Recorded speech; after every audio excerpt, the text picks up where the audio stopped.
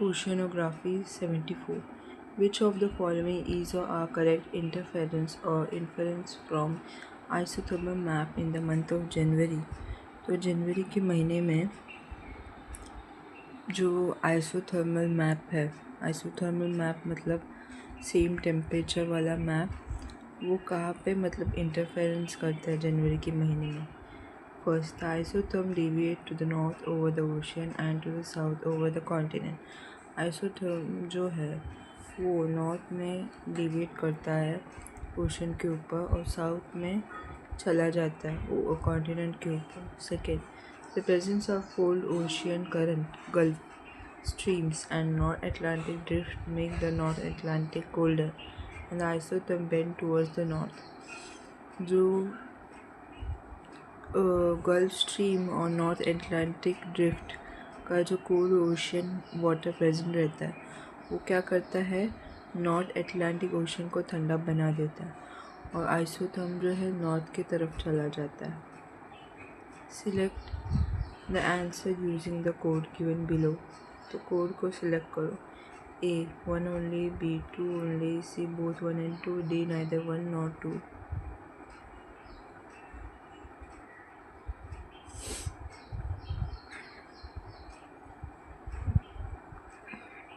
A isotherms 1 only. So are line connecting places with equal temperature. The horizontal distribution of temperature is depicted through isotherm maps with the temperature reduced to sea level to eliminate altitude effects. तो isotherm ये जो line है connect करता है places में जिसमें equal temperature रहता है. टेम्परेचर का हॉरिजॉन्टल डिस्ट्रीब्यूशन डिपेक्ट होता है आइसोथर्मल मैप के थ्रू, जहाँ पे टेम्परेचर कम होता है सी लेवल में ताकि एल्टीट्यूड के इफेक्ट को एलिमिनेट कर सके. Isotherms are generally parallel to the latitude. Isotherm जो है पैरेलल रहता है लैटिट्यूड से. The deviation from this general term is more pronounce in January than in July, specially in the northern hemisphere. तो deviation जो रहता है जनरल टर्म से वो ज़्यादा प्रोनाउंस रहता है जनवरी में कंपेयर टू जुलाई में, और वो नॉर्थन हेमिस्फीयर में होता है.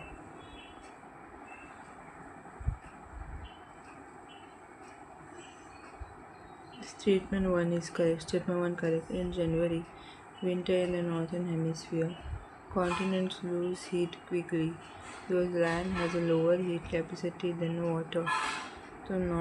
तो जनवरी के महीने में क्या होता है, विंटर जो नॉर्थन हेमिस्फीयर में रहता है कॉन्टिनेंट में हीट चला जाता है और लैंड जो है उसका हीट कैपेसिटी कम रहता है कंपेयर टू वाटर से. On the other hand ocean retain heat longer due to their high और हीट कैपेसिटी. ओशन जो है हीट को है ना लंबे समय तक रख पाता है हाई हीट कैपेसिटी की वजह से. As a result over continents which are colder isotherm shift southward following drop in temperature.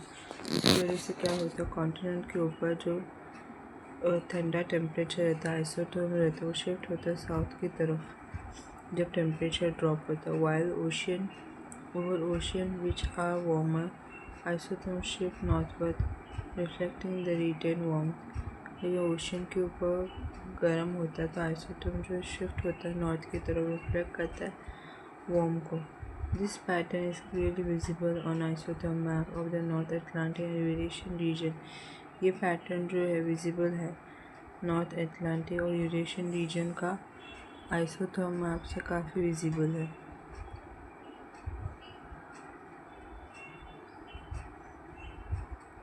Statement 2 incorrect. The Gulf Stream and the North Atlantic drifts are warm ocean currents, not cold. तो gulf stream और north Atlantic drift जो है वो गर्म ocean current है ना कि ठंडा. The gulf streams carries warm water from the gulf of Mexico along the eastern coast of north America. तो यहाँ पर गल्फ स्ट्रीम जो है गर्म हवा कैरी करता है गल्फ ऑफ मेक्सिको से और नॉर्थ अमेरिका का ईस्टर्न कोस्ट की तरफ जाता है. While the North Atlantic Drift, an extension of the Gulf Stream, warm the western coast of Europe. तो यहाँ पर नॉर्थ एटलांटिक ड्रिफ्ट यहाँ पे गल्फ स्ट्रीम का एक्सटेंशन होता है जो यूरोप के गर्म वेस्टर्न कोस्ट को गर्म करता है। This warm current increase temperature in north Atlantic region making the area warmer not colder. तो इसकी वजह से गर्म करंट जो है वो टेम्परेचर बढ़ाता है नॉर्थ अटलांटिक रीजन में और वो एरिया को वार्म करता है ना कि ठंडा करता है। As a result isotherm bend northward because the ocean is warmer than the surrounding continents not due to cold current। तो उसकी वजह से आइसोथर्म जो है बेंड होता है नॉर्थवर्ड की तरफ क्योंकि ओशन जो है वार्मर है कंपेयर टू बाकी कॉन्टिनेंट से, ना कि कोल्ड करंट की वजह से।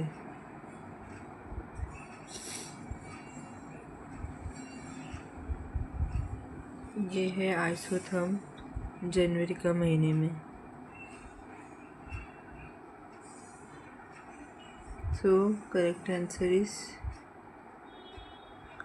1, which is the isotherm deviate to the north over the ocean and to the south over the continent। तो आइसोथर्म जो है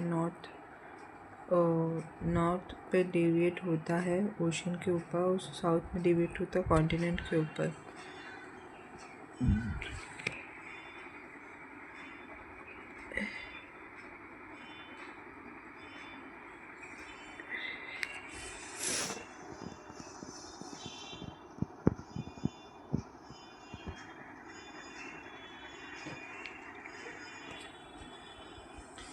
With reference to ocean mean temperature OMT, which of the following statement is are correct? तो ocean mean temperature जो है उसका statement कौन सा सही है? OMT is measure up to depth of 26 degree isotherm which is 129 meter in the southwestern Indian Ocean during January March।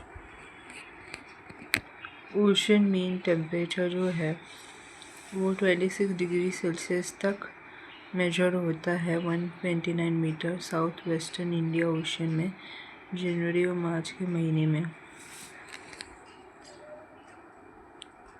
Ocean mean collected during January March can be use in assessing whether the amount of rainfall monsoon will be less और more than certain long term means.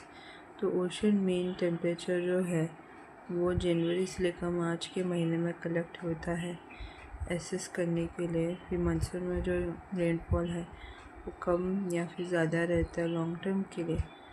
Which select the correct using code given below. उसमें से code जो है क्या है? A1 only, B2 only, C both 1 and 2, D neither 1 nor 2।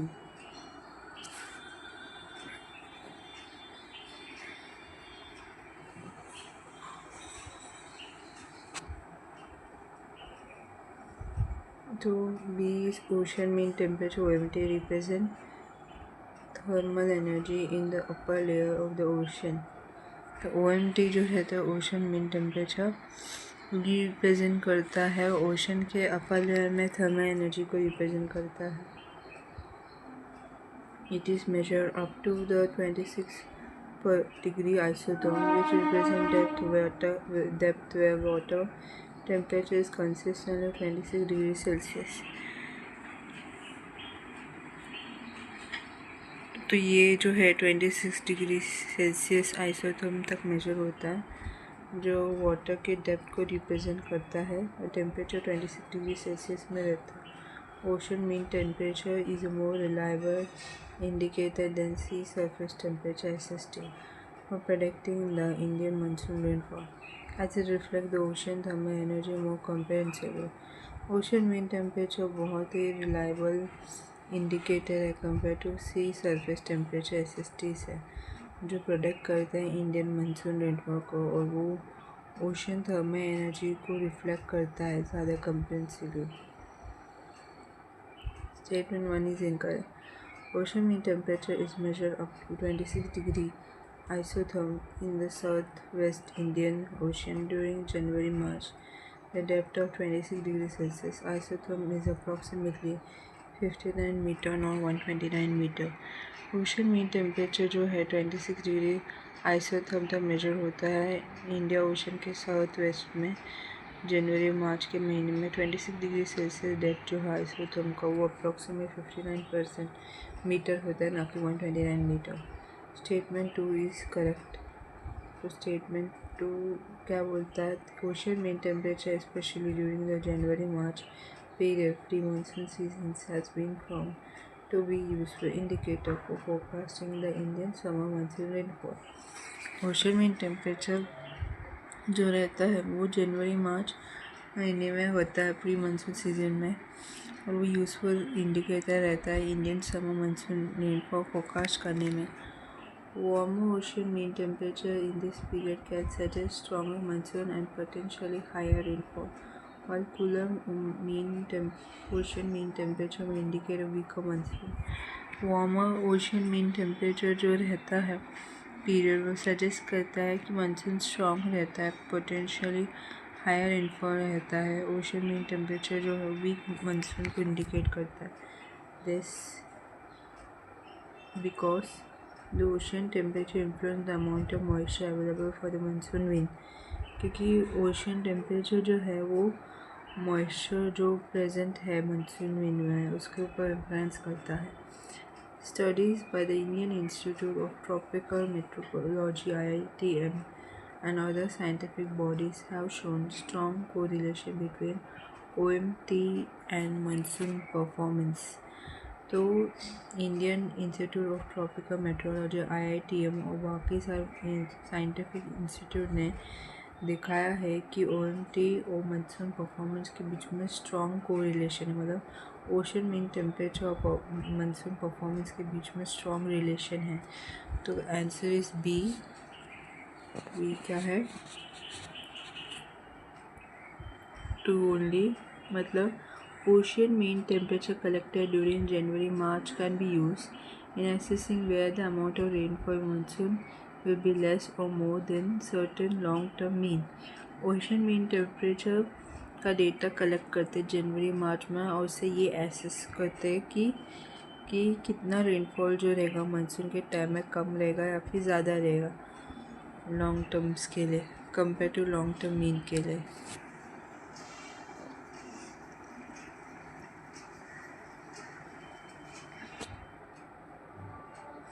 Consider the following statement.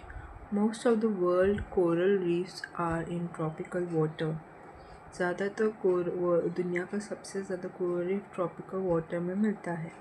Second, more than 1/3 of the world coral reef are located in territory Australia, Indonesia, Philippines. दुनिया का 1/3 coral reef जो है ज़्यादातर Australia, Indonesia, Philippines territory में देखने को मिलता है। Third, coral reef host far more animal phyla and those hosted by tropical rain forest. Coral reef जो है वो एक्चुअली एनिमल फाइला के लिए होस्ट के जैसा काम करता है, ठीक है,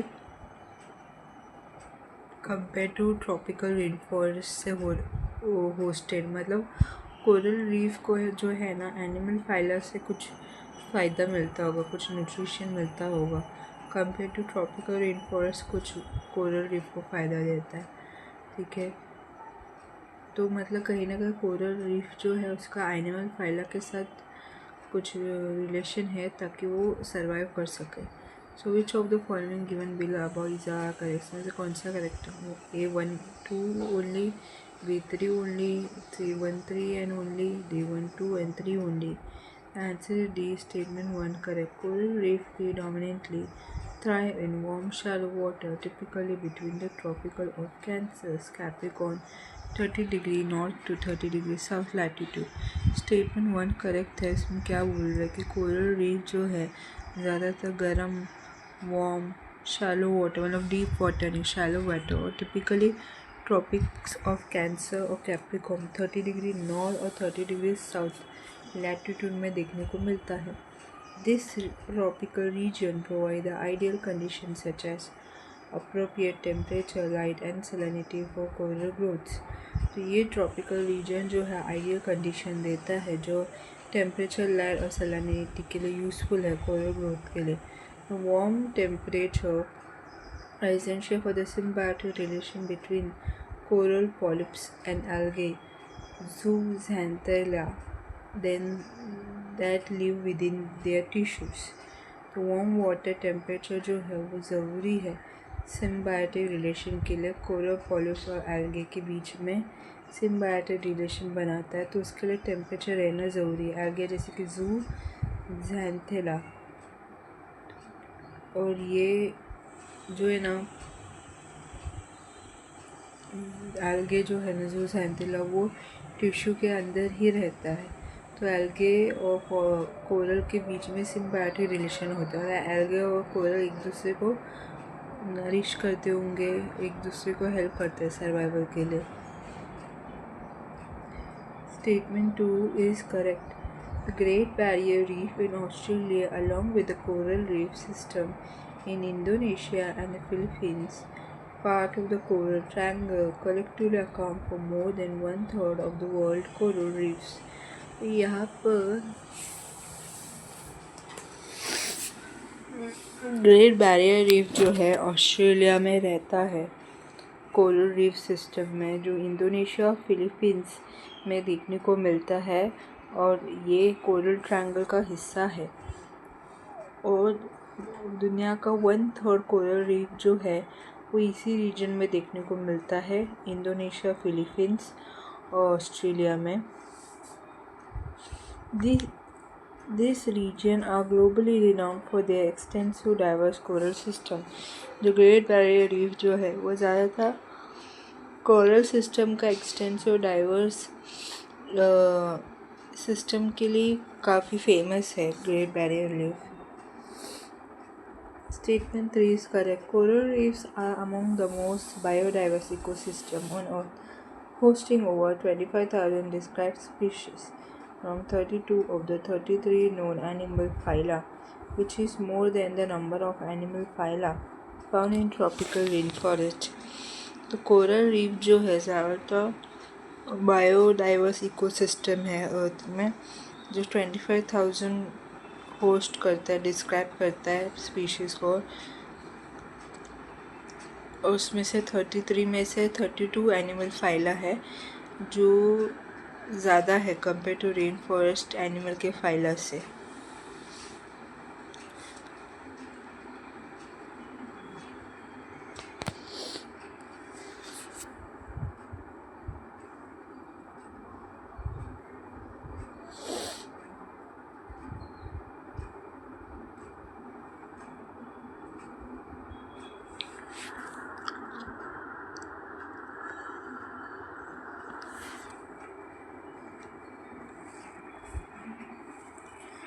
With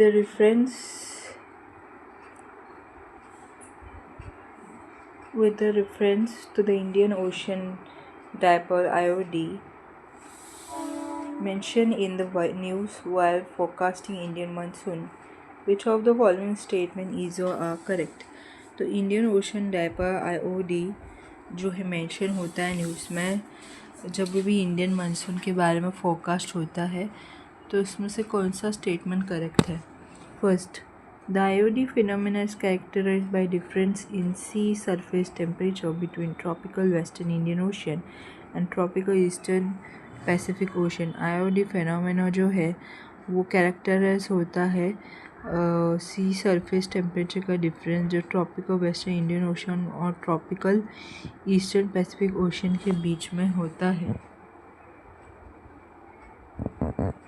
IOD phenomena can be influence and El Nino impact on the monsoon. IOD जो है phenomena जो है वो शायद El Nino का इम्पैक्ट जो होता है मानसून में उसको भी इन्फ्लुएंस करता है। Select the correct answer using code given below.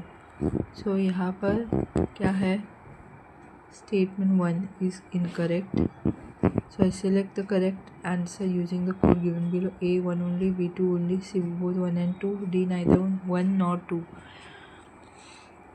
The Indian Ocean Dipole IOD is defined by a difference in sea surface temperature SST between the western and eastern part of the Indian Ocean, not the Pacific Oceans. तो statement 1 जो Indian ocean dipole IOD को define करेंगे तो सी surface temperature SST की वजह से define होता है, जो वेस्टर्न और ईस्टर्न पार्ट जो है इंडियन ओशियन को उसके बीच में रहता है। तो इंडियन ओशियन डायपोआयोडी को डिफाइन करेंगे सी सरफेस टेम्परेचर का डिफरेंस में। तो सी सरफेस टेम्परेचर का जो डिफरेंस है वो इंडियन ओशन का वेस्टर्न और ईस्टर्न पार्ट में रहता है, ना कि पैसिफिक ओशन से। Specifically it involve the SST gradient between the western equatorial Indian ocean 50 degree east, 70 degree east, 10 degree south, 10 degree north, and the southeastern equatorial Indian Ocean 90 degree east, 110 degree east, and 10 degree south and 0 degree north। तो यहाँ पर सी surface temperature gradient जो रहता है वो western equatorial Indian ocean और south eastern equatorial Indian ocean के बीच में होता है। तो western equatorial Indian ocean 50 degree east to 70 degree east और 10 degree south to 10 degree north के में होता है। और south eastern equatorial Indian ocean जो है वो 90 डिग्री ईस्ट से लेकर 110 डिग्री ईस्ट और 10 डिग्री साउथ से लेकर 0 डिग्री नॉर्थ तक होता है। तो ये जो है IOD ये इंडियन ओशन के बीच में ही होता है, ना कि पैसिफिक ओशन के साथ। फिर statement 2 is correct. A positive IOD warmer sea surface temperature Western Indian Ocean can help mitigate the adverse effect of El Nino on the Indian monsoon by enhancing monsoon rainfall। तो अगर IOD Indian ocean dipole positive रहता है, मतलब सी surface temperature गर्म रहता है western Indian ocean में, तो हेल्प करता है एल नीनो का एडवर्स इफेक्ट को मिटिगेट करने में। ठीक है, इंडियन ओशियन इंडियन मानसून के टाइम पे कैसे मानसून रेनफॉल एनहांस करके, क्योंकि एल नीनो की वजह से ड्रॉट होता है, अकाल होता है, तो उसको रोकने के लिए क्या करता है IOD इंडियन ओशियन डायपोल, वो वेस्टर्न इंडियन ओशियन को गर्म करता है ताकि एल नीनो का इफेक्ट को एडवर्स इफेक्ट को मिटिगेट कर सके, कम कर सके। कैसे इंडियन मानसून के वक्त ज़्यादा से ज़्यादा बारिश लाके। Conversely, a negative IOD warmer SST in the Eastern Indian Ocean can exacerbate El Nino drought-like condition over India। और यहाँ तक जो नेगेटिव IOD है, मतलब नेगेटिव IOD कब होता है, जब ईस्टर्न इंडियन ओशन का सी सरफेस टेम्परेचर गर्म होता है, तब ये भी क्या करता है, एल नीनो का जो अकाल जैसा कंडीशन जो है उसको रोकने के लिए वो भी ज़्यादा से ज़्यादा बारिश लेके आता है।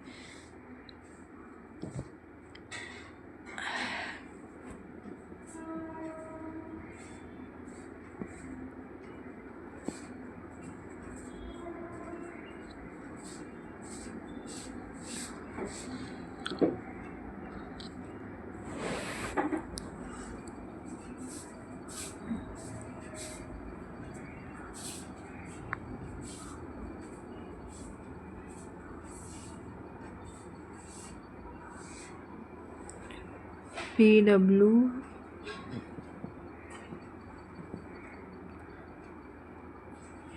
super hint for statement 1. It is called Indian Ocean Dipole. So logically it would involve two regions within Indian Ocean, not the Pacific Ocean। तो ये जो स्टेटमेंट 1 में जो इंडियन ओशियन डायपोल जो है IOD, ये जो है इंडियन ओशियन का दो रीजन, मतलब वेस्टर्न इक्वेटोरियल और सदर्न ईस्टर्न इक्वेटोरियल, मतलब वेस्टर्न इंडियन ओशन और ईस्टर्न इंडियन ओशन के बीच में ये इंडियन ओशियन डायपोल इन्वॉल्व होता है, ना कि पैसिफिक ओशन से। So the eastern Pacific is red flag and likely false. तो ईस्टर्न पैसिफिक जो है वो गलत है, वो रॉन्ग है, फॉल्स है।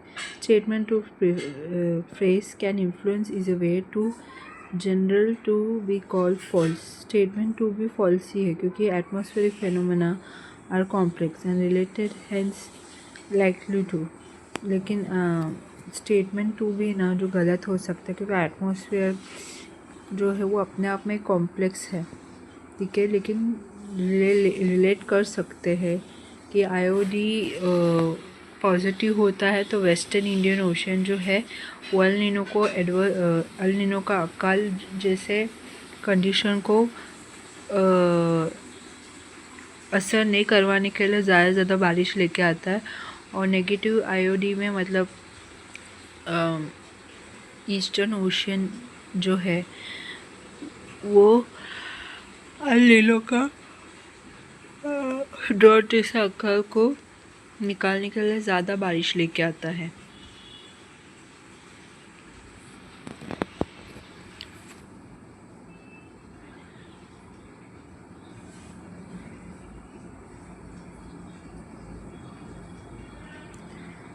What explain the eastern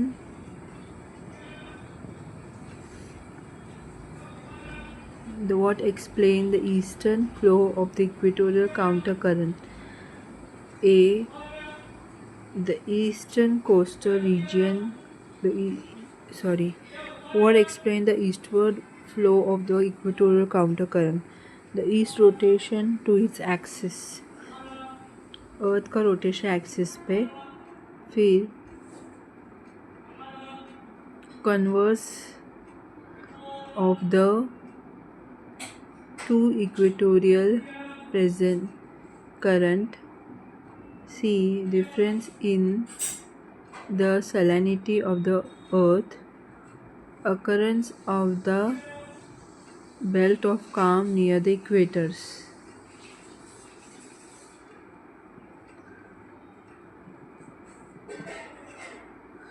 तो यहाँ पर क्या होता है, इक्वेटर काउंटर करंट का ईस्टर्न फ्लो, तो यहाँ पे अर्थ का रोटेशन होता है उसके एक्सिस पे, दो इक्वेटोरियल करंट का कन्वर्जेंस होता है, वाटर का सैलिनिटी में डिफरेंस आता है, और जो इक्वेटर है उसके नज़दीक जो बेल्ट होता है वो बहुत ही शांत रहता है। तो आंसर क्या है?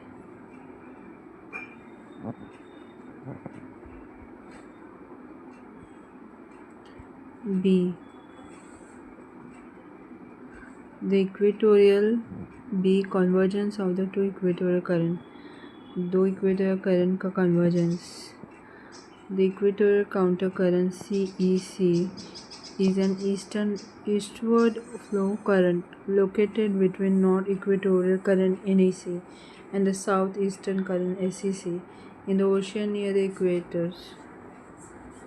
Equator's counter current CEC eastward flowing current located होता है north equatorial current NEC and south equatorial current SEC जो ओशन जो है इक्वेटर के नज़दीक होता है।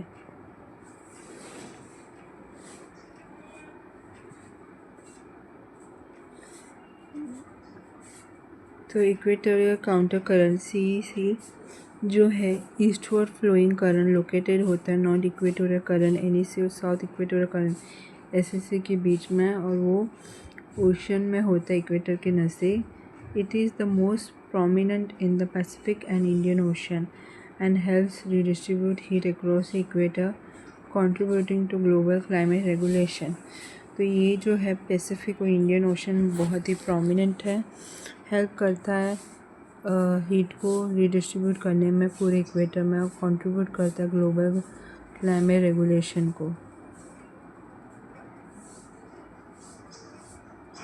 तो ये जो है eastward flowing current, equatorial counter current, जो ईस्टवर्ड फ्लोइंग करंट जो है वो नॉर्थ इक्वेटोरियल NEC में होता है, और साउथ इक्वेटोरियल करंट SEC जो है इक्वेटर के नज़दीक होता है। तो ये पैसिफिक और इंडियन ओशन में ये प्रोमिनेंट है, हेल्प करता है हीट को रीडिस्ट्रीब्यूट करने में इक्वेटर के अक्रॉस, ताकि ग्लोबल क्लाइमेट को रेगुलेट कर सके। Option A is incorrect. While the Earth's rotation influences large-scale oceans circulate through the Coriolis force, it does not directly explain the eastward flow of the equatorial counter current. The Coriolis effect is minimum near the equator. अर्थ जब rotate होता है तो ocean सी पे भी असर करता है, क्योंकि जब अर्थ रोटेट करता है तो उसके साथ ओशन भी रोटेट करता है कोरियोलिस फोर्स की वजह से, लेकिन ये डायरेक्टली एक्सप्लेन नहीं करता है ईस्टवर्ड काउंटर करंट का, ईस्टवर्ड फ्लो का बारे में एक्सप्लेन नहीं करता है। और वैसे भी कोरियोलिस इफेक्ट जो है काफ़ी मिनिमम है इक्वेटर्स में।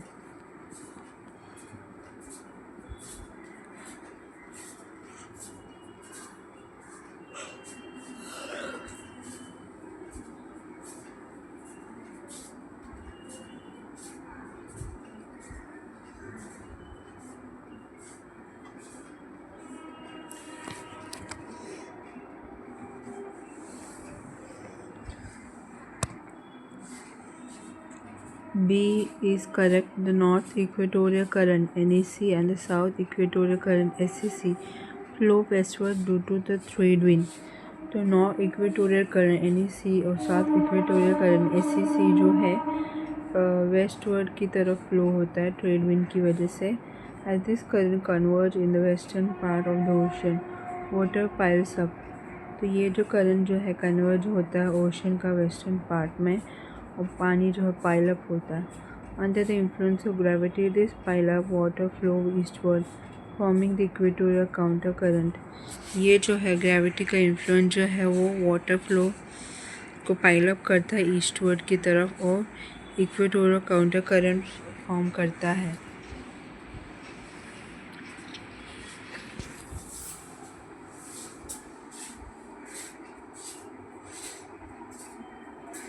तो option C is incorrect. While salinity influence vertical water movement, impact on large scale horizontal current like the equatorial counter current is negligible।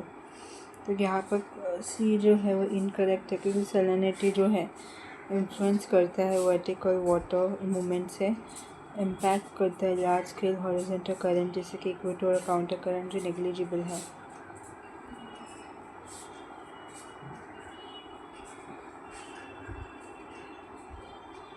दो option D is incorrect. The doldrum region of calm winds near the equator do not active cause the eastward flow. Instead, they create area of weak wind. Doldrum जो है वो शांत wind का reason है जो equator के नज़दीक है, और वो ईस्टवर्ड की तरफ फ्लो में होता है एक्टिवली, और वो वीक विंड क्रिएट करता है जो काफ़ी रेलेवेंट है लोकलाइज वेदर कंडीशन के लिए लार्ज स्केल करंट में। Equator counter current in Pacific ocean में इक्वेटर काउंटर। तो वेस्ट विंड ड्राफ्ट यहाँ पर साउथ इक्वेटोरियल करंट होता है साउथ पैसिफिक दायरे में, और नॉर्थ पैसिफिक दायरे में नॉर्थ इक्वेटोरियल करंट होता है, और उसके बीच में इक्वेटोरियल काउंटर करंट होता है।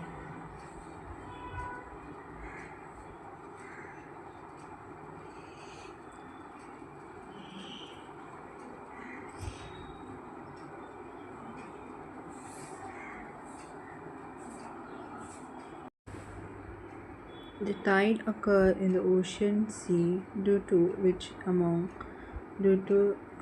among the following: gravitational force of the sun, gravitational force of the moon, centrifugal force of the earth.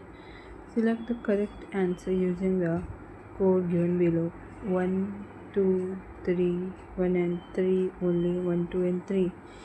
इसका मतलब ये है कि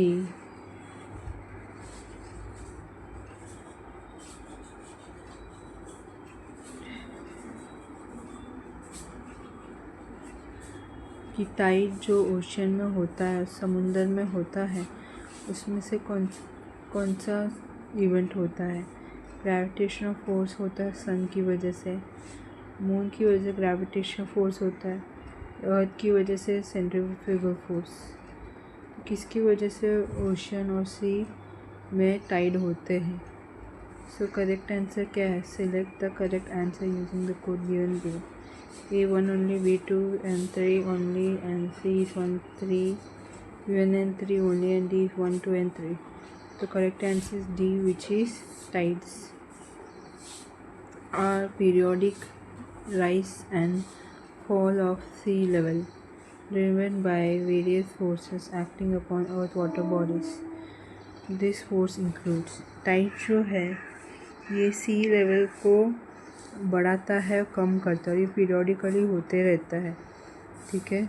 और इसमें से टाइट बनने के बहुत सारे फैक्टर हैं, बहुत सारे फोर्सेस है जिसकी वजह से अर्थ के वाटर बॉडी के ऊपर असर करता है। कौन कौन से फोर्सेस है?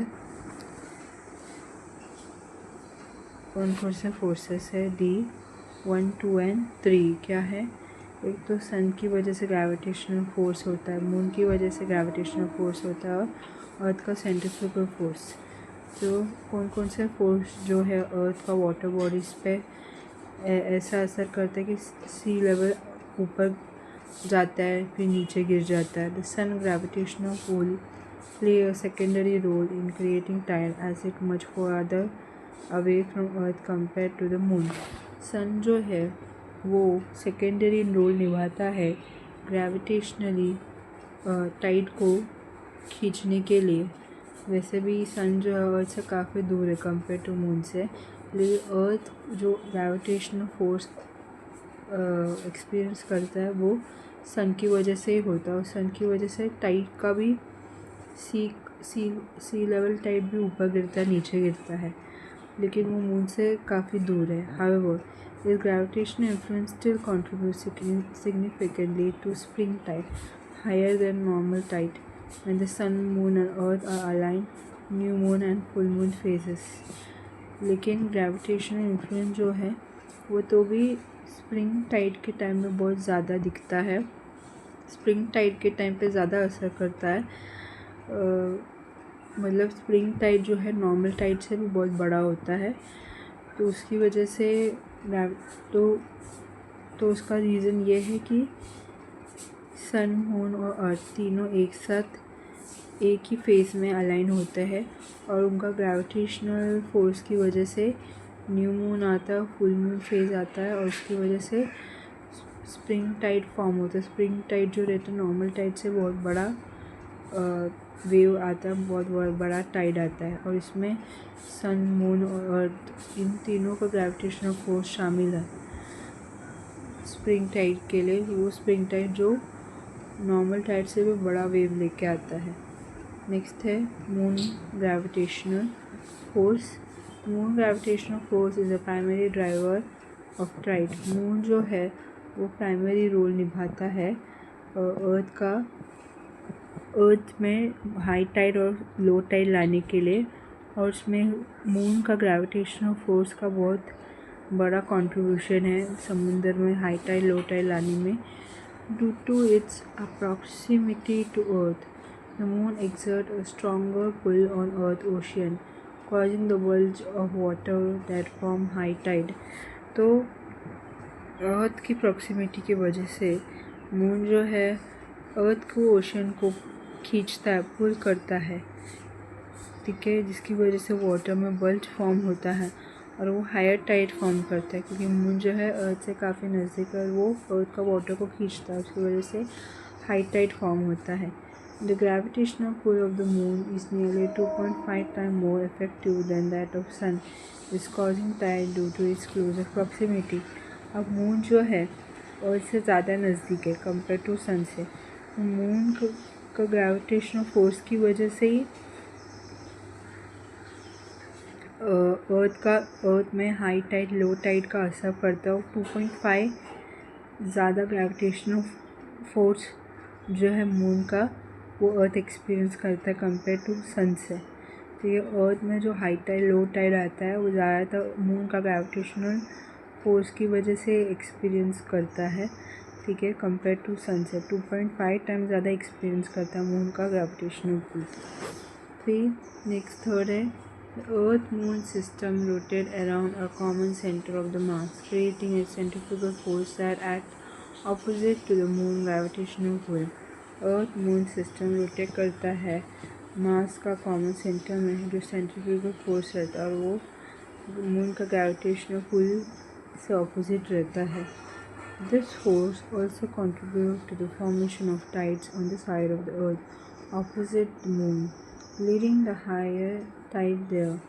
तो यहाँ पे क्या होता है, ये जो है ग्रेविटेशनल फोर्स जो अर्थ का टाइड फॉर्मेशन का कंट्रीब्यूट करता है, असर करता है, ठीक है, जो ऑपोजिट रहता है मून से और उसकी वजह से हाई टाइड होता है। It explain the formation of high tide on the side of the earth and opposite the moon. ये एक्सप्लेन करता है अर्थ के हाई टाइड के ऊपर जो ऑपोजिट रहता है मून से। तो अर्थ का जो सेंट्रीफ्यूगल फोर्स है वो मून से ऑपोजिट रहता है।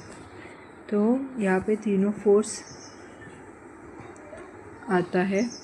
नेक्स्ट है, हाँ देखो देखो डायग्राम है, सन है, मून है, मून जो सन और अर्थ के बीच में है। मून जो है वो ज़्यादा नज़दीक है अर्थ से, इसलिए और जो ज़्यादा ग्रेविटेशनल फोर्स एक्सपीरियंस करता है। तो इसकी वजह से क्या होता है, मून जो है वो अर्थ के वाटर बॉडी को ग्रेविटेशनली पुल करता है, उसकी वजह से टाइडल बल्ज फॉर्म होता है, मतलब टाइड फॉर्म होता है, ठीक है। फिर वापस मून सन के बीच, सन और अर्थ के बीच में, और अर्थ का जो सेंट्रीफ्यूगल फोर्स जो है वो मून का ग्रेविटेशनल फोर्स से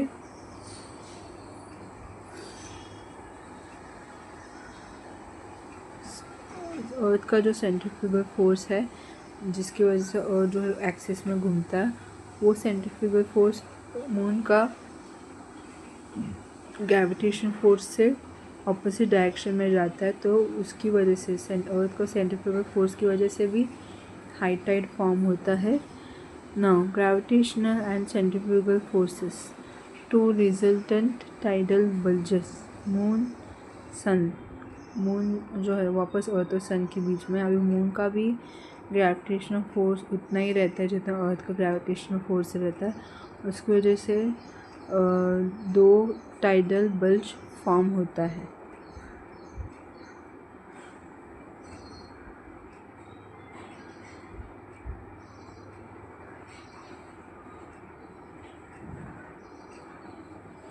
The most important fishing ground of the world are found in the region where, तो यहाँ पे सबसे इम्पोर्टेंट फिशिंग ग्राउंड जो है पूरी दुनिया में जो इस रीजन में पाया जाता है, warm and cold atmospheric current meet. Warm और कोल्ड एटमॉस्फेरिक करंट जहाँ पर मिलता है। River drain out large amount of fresh water into the sea. River जो है बहुत सारा फ्रेश वाटर को ड्रेन करता है सी में। Warm and cold ocean current meet. Warm और कोल्ड ओशन करंट मिलता है। Continental shelf is undulating. Continental shelf undulating है। तो ऑप्शन सी जो है करेक्ट आंसर है।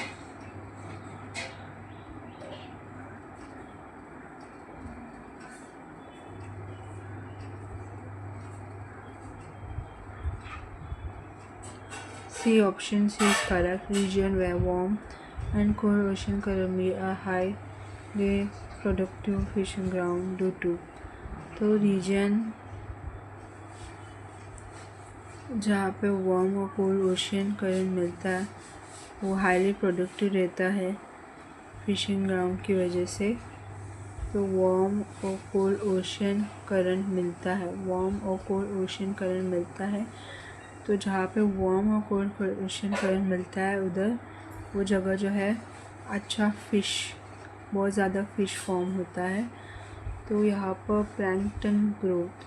Cold current bring nutrient rich deep water while warm current stabilize condition, fostering plankton blooms the base of the marine food chain। Plankton growth, यहाँ पे cold current जो है वो वाटर में nutrients rich लेके आता है। तो वार्म करंट जो है कंडीशन को स्टेबलाइज करता है, उसकी वजह से प्लैंकटन ब्लूम फॉस्टर करता है और marine food chain base form होता है। B, fish abundance. This region attracts fish feeding on the plankton, creating a rich fishing zone like Newfoundland, Labrador current meets Gulf streams, North Sea, Gulf Stream meet Arctic currents, and near sea near Japan, Kuroshio meet Oyashio। तो यहाँ पे warm current और cold current मिलता है तो fish का बहुत ज़्यादा फ़िश आता है। तो कोल्ड करंट जो है वो न्यूट्रिएंट्स रिच डीप रहता है और वार्म करंट जो है स्टेबलाइज करता है कंडीशन को, प्लांट्स को ग्रोथ लाने में। तो इसीलिए ये अच्छा मरीन फूड चेन है, फ़िश अबेंडेंस। तो ये रीजन जो फ़िश को अट्रैक्ट करता है जहाँ पे प्लैंकटन होता है, तो ये जो है रिच फिशिंग जोन फॉर्म होता है जिसको बोलते हैं न्यू फाउंड लैंड। ये कब न्यू फाउंड लैंड किधर फॉर्म होता है? लैब्राडोर करंट जो गल्फ स्ट्रीम से मिलता है। तो गल्फ स्ट्रीम जो है आर्टिक करंट से मिलता है। आर्टिक करंट ठंडा है और गल्फ स्ट्रीम गर्म है, तो वहाँ पे नॉर्थ सी में ये न्यू फाउंड लैंड फॉर्म होता है जहाँ पर अच्छा फिशिंग जोन रहता है। और दूसरा है सी नियर जापान, कुरोशियो में आयाशियो, जापान में कुरोशियो आयाशियो से मिलता है, तो वो भी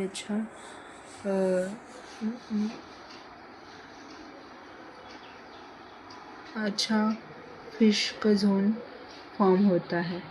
तो option C is correct, which is warm and cold ocean current meet. Warm ocean current और कोल्ड ओशन करंट मिलता है तो अच्छा इम्पोर्टेंट फिशिंग ग्राउंड फॉर्म होता है पूरी दुनिया के लिए।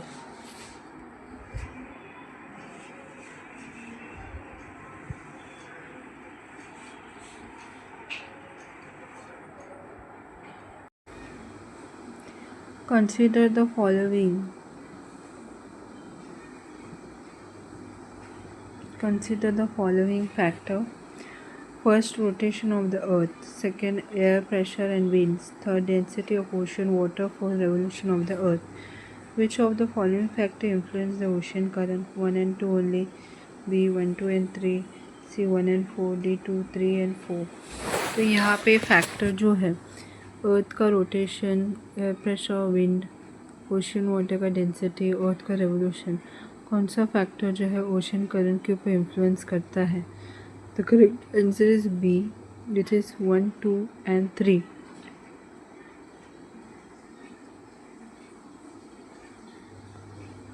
करेक्ट आंसर जो है वो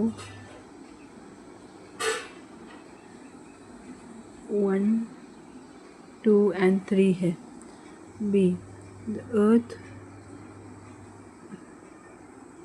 तो 1, 2 and 3 अर्थ का रोटेशन, एयर प्रेशर, विंड और ओशन वाटर का density. The earth rotation affects ocean current through out the Coriolis effect which causes moving fluid like air and water to be deflected to the right in the northern hemisphere and to the left in the southern hemisphere। Earth rotation जो है वो ocean current के ऊपर effect करता है Coriolis effect के through. उसकी वजह से फ्लूइड जो है मूव होता है, जैसे हवा और पानी डिफ्लेक्ट होता है नॉर्थ हेमिस्फीयर के राइट में और साउथ हेमिस्फीयर के लेफ़्ट में। अर्थ का रोटेशन जो रहता है वो नॉर्थ हेमिस्फीयर के राइट में और साउथ हेमिस्फीयर के लेफ़्ट में डिफ्लेक्ट करता है। This reflection influence the direction of ocean current. ये रिफ्लेक्शन जो रहता है ओशन करंट के डायरेक्शन को इन्फ्लुएंस करता है।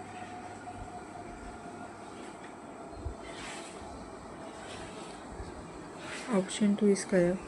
Wind patterns which are driven by difference in air pressure are primarily driver of surface ocean current। तो विंड पैटर्न जो है जहाँ पे एयर प्रेशर जो रहता है वो डिफरेंस लेके आता है सरफेस ओशन करंट के जो प्राइमरी ड्राइवर रहता है wind pattern. The friction between wind and ocean surface pushes water creating current. तो फ्रिक्शन जो रहता है विंड और ओशन सरफेस के बीच में उसको पुश करता है और करंट फॉर्म करता है. Option 3 is correct. Difference in water density, which are caused by variation in salinity and temperature influence vertical ocean current. Cold water is denser and tend to sink. तो water जो के density के बीच में भी फ़र्क रहता है, जिसके वजह से सैलिनिटी और टेम्परेचर में फ़र्क रहता है. ये इन्फ्लुएंस होता है वर्टिकल ओशन करंट की वजह से. कोल्ड वाटर डेंस रहता है और वो सिंक होता है, डूबता है. while warm water is lighter and tend to rise. जबकि warm water जो है लाइटर रहता है वो बढ़ता है. This process contribute to the thermohaline circulation. ये जो है प्रोसेस कंट्रीब्यूट करता है थर्मोहालाइन सर्कुलेशन को. Option 4 is incorrect. Revolution of the earth does not directly influence ocean current. तो ऑप्शन 4 इनकरेक्ट है कि अर्थ रेवोल्यूशन जो है वो डायरेक्टली इन्फ्लुएंस नहीं करता है ओशन करंट के ऊपर. While the revolution of Earth impact season sunlight distribution. Earth का रेवोल्यूशन जो है वो सीजन और सनलाइट डिस्ट्रीब्यूशन के ऊपर असर करता है. It is not a direct cause of ocean current movement. और इसकी वजह से ओशन का करंट मूवमेंट पे डायरेक्ट कॉज नहीं करता, डायरेक्ट असर नहीं करता है. तो correct answer is B, which is Earth का रोटेशन, विंड और एयर प्रेशर और ओशन वाटर का डेंसिटी. तो ये जो चीज़ें जो है ओशन करंट के ऊपर इन्फ्लुएंस करता है.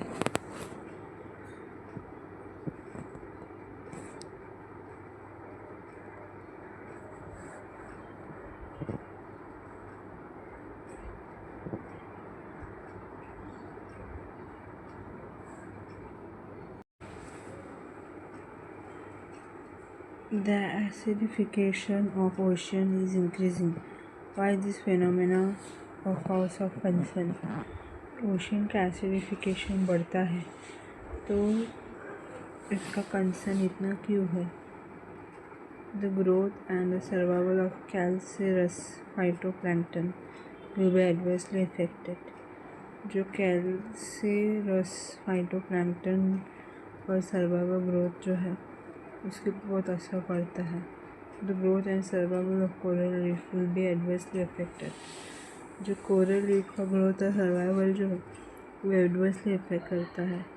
The survival of some animal that have phytoplanktonic larva will be adversely affected.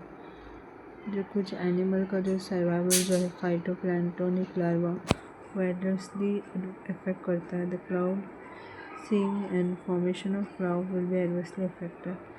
जो क्लाउड सीडिंग और जो क्लाउड का फॉर्मेशन है वो भी अफेक्ट करता है. Which of the statement given above is are correct? A1, 2 and 3 only, B2 only, C1, 3 only, D1, 2, 3 and 4. तो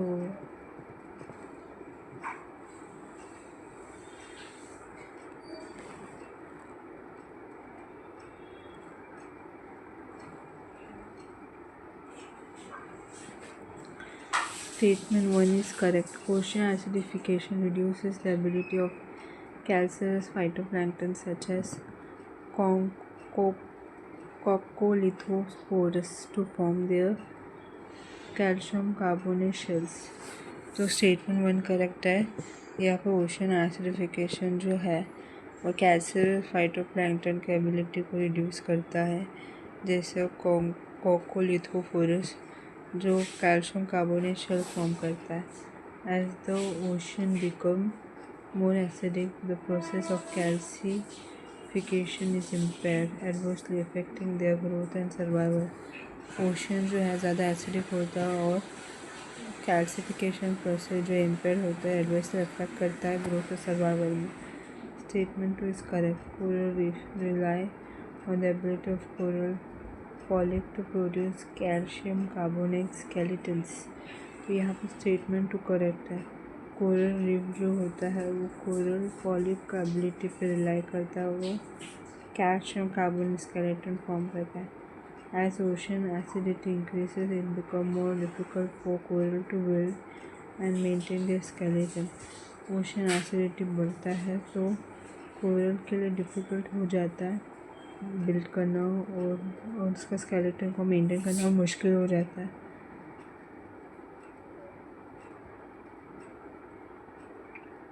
मेकिंग देम मोर वल्नरेबल, इसकी वजह से वो बहुत वल्नरेबल होता है।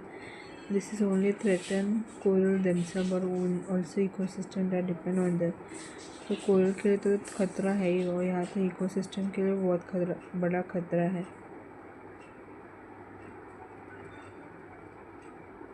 तो एसिडिटी बढ़ेगा ओशन का तो कोरल उसके इकोसिस्टम के लिए खतरा। Statement 3 is correct. The larva of some marine organism, particularly those with phytoplanktonic larvae, rely on calcium carbonate for the protection and growth. तो यहाँ पर स्टेटमेंट 3 करेक्ट है, क्योंकि कुछ मरीन ऑर्गेनिजम्स का लार्वा जो फाइटोप्लैंक्टोनिक लार्वा रहता है वो कैल्शियम कार्बोनेट के ऊपर डिपेंड करता है ग्रोथ और प्रोटेक्शन के लिए।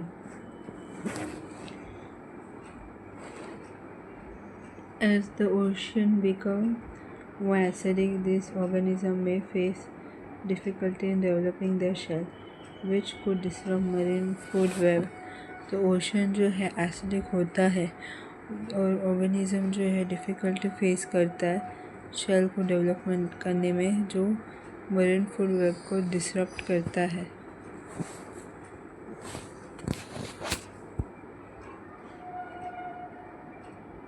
Statement 4 is incorrect. While phytoplankton contribute to the release of dimethyl sulfur DMS, which is linked to cloud formation, ocean acidification does not have a direct and large-scale impact on cloud formations. Statement 4 incorrect है। Phytoplankton जो है dimethyl sulphur release करता है DMS, जो link करता है cloud formation में, ocean acidification में, जो क्लाउड फॉर्मेशन के इम्पैक्ट के ऊपर डायरेक्टली लार्ज स्केल में असर नहीं करता है। तो reduction in phytoplankton due to ocean acidification may lead to lower DMS emissions. तो फाइटोप्लैंक्टन में रिडक्शन होने की वजह से ओशन एसिडिफिकेशन जो है DMS एमिशन को कम करता है, but this effect is relatively minor and unlikely to significantly affect cloud seeding and formation. तो ये जो है माइनर इफेक्ट में असर करता है, वो क्लाउड सीडिंग और फॉर्मेशन पर बहुत बड़ा असर करता है।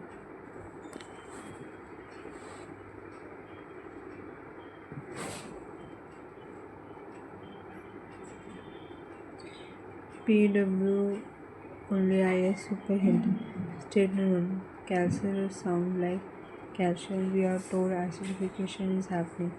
Think acid plus calcium equal to reaction, dissolution और damage. Statement 1 calcareous है, कैल्शियम के जैसा साउंड करता है, तो एसिडिफिकेशन होता है, एसिड और कैल्शियम रिएक्शन होता है, डिसोल्यूशन होता है। डिसोल्यूशन का मतलब डैमेज हो जाता है। जब कैल्शियम एसिड के साथ कांटेक्ट में रहता है तब रिएक्शन होता है और डिसोल्यूशन होता है, कैल्शियम डैमेज होता है, वो सच है। Statement 3, the phrases some animal make it too possible and unlikely to be false. कुछ एनिमल जो शब्द जो है वो उसकी वजह से पॉसिबल है कि ये फॉल्स है। Statement for acidification equal to chemical change in ocean water. Acidification का मतलब है ओशन वाटर में कुछ केमिकल चेंजेस होना। Cloud formation is an atmosphere phenomena involving moisture, temperature, dust, aerosol, not sea water chemistry. Cloud formation जो है atmospheric phenomena है जिसमें moisture, temperature, dust, aerosol involve रहता है, ना कि sea water chemistry. There is no obvious connection here, तो इसमें कोई कनेक्शन नहीं है। तो करेक्ट आंसर क्या है? करेक्ट आंसर है A, which is the acidification of ocean is increasing 1, 2 and 3। तो ओशियन में एसिडिफिकेशन बढ़ता है किसकी वजह से? कैल्सियस फाइटोप्लैंक्टन का ग्रोथ और सर्वाइवल की वजह से होता है। फिर growth and survival coral reef will be adversely affected. और अगर ओशन एसिडिटी बढ़ा तो कोरल रीफ का ग्रोथ और सर्वाइवल पर खतरा हो जाएगा। तो survival of animal phytoplankton larva will be adversely affected. कुछ एनिमल का सर्वाइवल जैसे फाइटोप्लैंक्टन या लार्वा जो एडवर्सली अफेक्ट करेगा।